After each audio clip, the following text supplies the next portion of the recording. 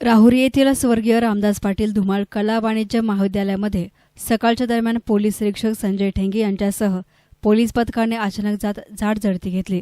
कॉलेजमध्ये विना ओळखपत्र असणाऱ्या तरुणांना ताब्यात घेत कसून चौकशी करण्यात आली।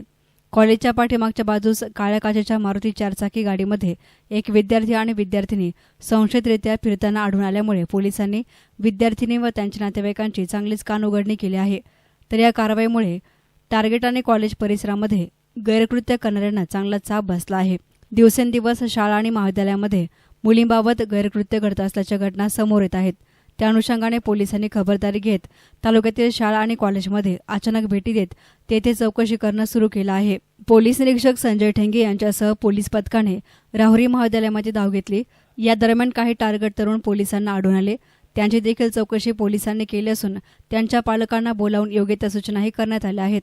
कॉलेज परिसरामधील पाठीमागच्या निर्जनस्थळी एका चारचाकी गाडीमध्ये एक तरुण आणि तरुणी गैरकृत्य करत असल्याचा पोलिसांना संशय आला। पोलिसांनी त्या विद्यार्थ्यांची व शिक्षकांची चौकशी केल्यानंतर पोलिसांना संशय आल्यामुळे त्यांनी त्यांच्या पालकांना देखील बोलावून घेत हा सर्व प्रकार त्यांच्या कानावर घातला। या कारवाईमुळे कॉलेज परिसरामध्ये चांगलाच धाक निर्माण झाला असून अशा अचानक होणाऱ्या कारवाईमुळे पालकवर्गातून या कारवाईचे स्वागत केले जात आहे। एसना मीडियासाठी प्रतिनिधी गोविंद फुनगे, राहुरी।